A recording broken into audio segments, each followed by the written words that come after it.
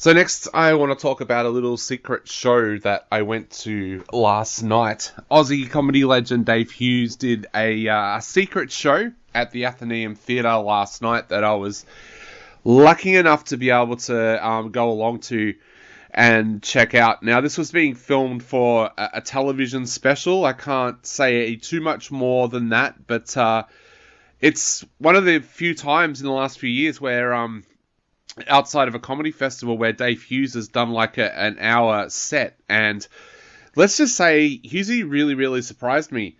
I think I've realised watching the show last night that what we've seen of Dave Hughes over the past few years on TV and on radio has kind of been a toned down Hughesy. Because last night he was on absolute fire. Now, for people that regularly listen to my comedy reviews and listen to our show, you will know that my two favourite comedians in the world at the moment are Jimmy Carr and Frankie Boyle. And I love the fact that you never know what's going to come out of their mouths, whether it's politically incorrect or not. And Dave Hughes went into that realm last night, which I think really surprised me. I was kind of expecting a bit of a suburban comedy show where it was all very PC and stuff like that. But Hughesy came out firing last night, and it really felt like a Jimmy Carr or a Frankie Boyle kind of show. He made lots of jokes about COVID. He made a joke that the punchline was the Fritzl family, which had the audience doing the whole ooh, like not sure if we're allowed to laugh about that or not kind of thing.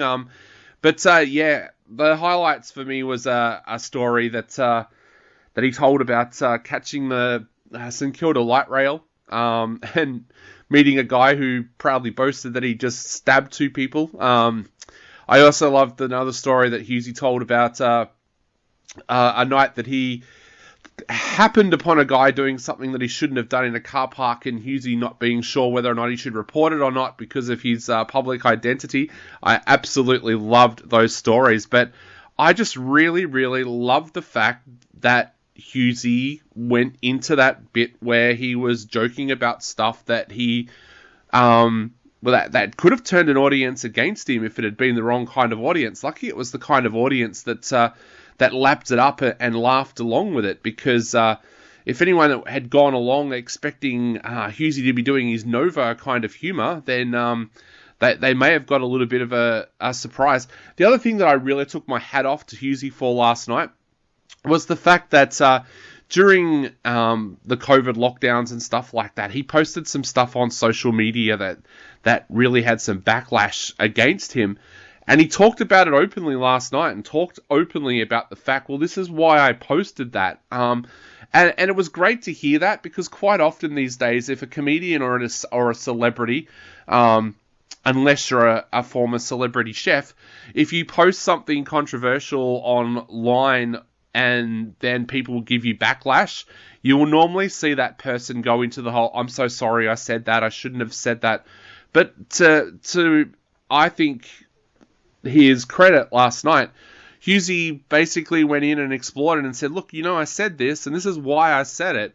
And I was surprised that it got backlash. He was talking about a post at one point that he put up, and Wendy Harmer had to go back at him, and he said, well, this is why I said it, this is what I meant kind of thing. And I admired that. I admired that he didn't back down on what he had said, and he didn't just go for the simple, I'm sorry, everybody, I shouldn't have said it kind of thing.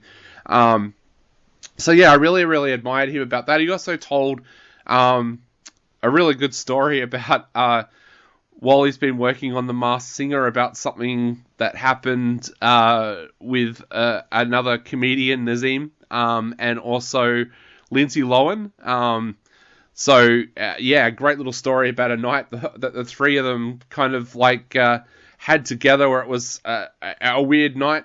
All I'll say is that Lindsay asked to bring wine, and as Hughesy pointed out, he doesn't drink, and Nazim is Muslim, so that was a bit of a weird moment. But he talked about some stuff that I didn't expect him to talk about. He went into some areas that I didn't expect him to go into, and all up, I'll admit I was laughing for the entire show.